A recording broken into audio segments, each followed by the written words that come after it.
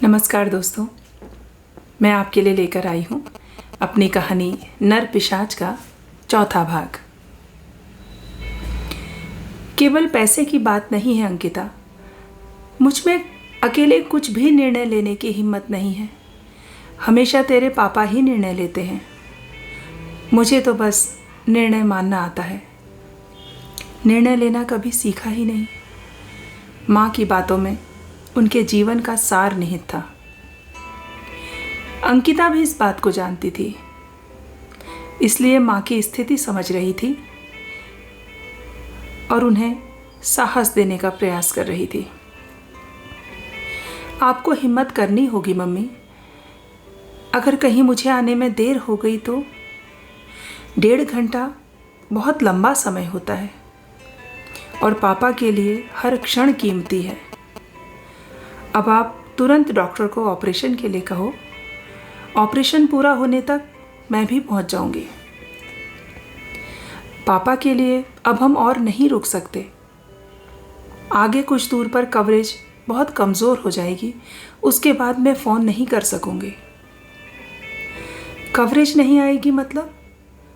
तू टैक्सी में अकेली है, अपना ध्यान रखना और चाहे ड्राइवर कोई भी बहाना क्यों ना बनाए, गाड़ी बिल्कुल मत रोकने देना। और हाँ, कार के शीशे अच्छी तरह से चढ़ा ले और हो सके तो चेहरे पर स्टोल लपेट ले, जिससे एक नज़र में किसी को पता न चले कि टैक्सी में लड़की बैठी है। तुझे नहीं पता बेटा, किसी लड़की का इस तरह अकेले होना उसके लड़की होने को अभिशाप बना देता है। कुछ चाकू वगैरह साथ ले गई है या नहीं? इस टैक्सी ड्राइवर का क्या भरोसा। माँ की आवाज़ से चिंता छलक छलक कर बाहर आ रही थी। आप भी ना मम्मी, अब मैं आपको क्या बोलूँ। जब इतनी चिंता है तो मुझे इतनी रात को घर बुलाया ही क्यों? आप खुद संभाल लेती और मैं सुबह तड़के घर पहुँच जाती। इस तरह रात को अकेले आने में डर तो मुझे भी लग रहा है। यह वाक्य अंकिता ने लगभग फुसफुसाते हुए कहा। चलो मैं स्टोल से चेहरा ढक लेती हूँ, आप चिंता मत करना। और गाड़ी से उतरने का तो सवाल ही नहीं होता। अभी मुझे बहुत प्यास लगी है, अगर आगे कोई ढाबा मिलेगा तो बस 1 बोतल पानी ज़रूर खरीद लूँगी।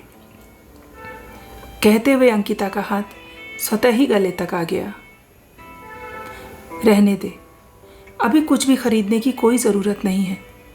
1 घंटा प्यासा रहकर काटा जा सकता है। घर पहुंचकर जितना पानी पीना है पी लेना, लेकिन अभी रास्ते में गाड़ी मत रोकना। तू समझती क्यों नहीं? ऐसे खतरा बढ़ जाता है। माँ ने सख्त हिदायत दी। माँ, मुझे गला सूखने की वजह से खांसी आ रही है, इतनी देर बिना पानी पिए नहीं रह सकूंगी। ऑफिस से घर के लिए निकल रही थी कि आपने आने के लिए कह दिया। जल्दबाजी में पानी भी नहीं पी सकी, इसलिए अब प्यासा नहीं रहा जा रहा है। मैं कार से नहीं उतरूंगी, बल्कि ढाबे के पास कार रोककर पानी की बोतल कार में ही मंगवा लूंगी। अभी कुछ दूर पर कुछ ढाबे पड़ते हैं, वहीं से पानी खरीदूंगी, उसके बाद फिर गाड़ी नहीं रोकेंगे। अच्छा मम्मी, अब कॉल काट रही हूँ।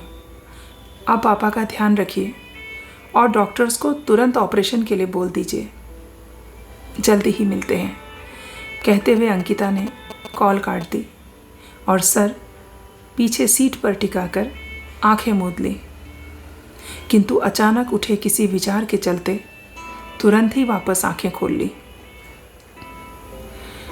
सुनो भैया, आगे जो ढाबे दिख रहे हैं ना, इनके पास गाड़ी रोक लो, मुझे पानी की बोतल लेनी है।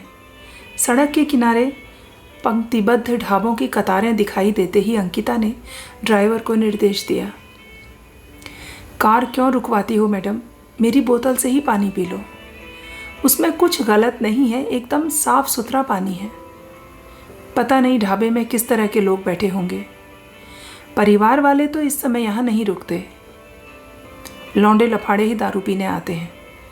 ड्राइवर कार रोकने का इच्छुक नहीं लग रहा था, इसलिए उसने अंकिता के सामने उसकी बोतल से पानी पीने का विकल्प रखा। साफ सुथरे की बात नहीं है, मैं केवल आरओ का ही पानी पीती हूँ और इसके अलावा कोई और पानी पीने से पेट में इन्फेक्शन हो जाएगा, और अगर ऐसा हुआ तो पापा की सेवा करने के बजाय अपनी सेवा करवानी पड़ेगी। तुम सामने ढाबे के नज़दीक कार रोक लो, कार के अंदर से ही पानी की बोतल खरीद लेंगे तो लौंडे लफाड़े क्या कर लेंगे। अंकिता ने सफाई दी। ठीक है, जैसा आपको ठीक लगे, कहते हुए ड्राइवर ने ढाबे से एकदम सटाकर कार रोक ली। भैया, एक पानी की बोतल देना, अंकिता ने कार के अंदर से ही पुकारा, और ढाबे में काम करने वाला एक लगभग 15-16 साल का लड़का ठीक है मैडम कहते हुए पानी की एक बोतल हाथ में पकड़े हुए अंकिता की तरफ लगभग दौड़ते हुए बढ़ा। अंकिता ने खिड़की खोलकर बोतल अपने हाथ में पकड़ ली और दूसरे हाथ से उसे पैसे पकड़ा दिए। इसी दौरान अंकिता ने देखा कि सामने से 4 लड़के तेजी से उसकी टैक्सी की दिशा में बढ़ने लगे। अंकिता ने घबराहट में तुरंत कार का शीशा चढ़ाना शुरू किया और ड्राइवर से कार स्टार्ट करने के लिए कहा। ड्राइवर की कार स्टार्ट करने तक लड़के बहुत निकट आ पहुंचे थे। उनमें से एक ने अंकिता को छेड़ते हुए कहा, और मैडम जी, अकेले अकेले कहाँ जा रही हो? अंकिता ने देखा कि उन लड़कों ने शराब पी रखी थी। वे सब हाथों में शराब की बोतलें पकड़े हुए थे। उनके तमतमाए चेहरे बड़े डरावने लग रहे थे। इसलिए बिना कोई प्रतिक्रिया दिए अंकिता ने फुर्ती से चेहरे को स्टोल से ढका और उसकी गाड़ी आगे बढ़ चली। लेकिन शायद अंकिता को स्टोल पहनने में कुछ देर हो गई थी और उसका चेहरा उन चारों लड़कों की आंखों में छप चुका था। इसी के साथ ये चौथा भाग समाप्त होता है। जल्द ही आपसे पुनः मुलाकात होगी 5वें भाग के साथ।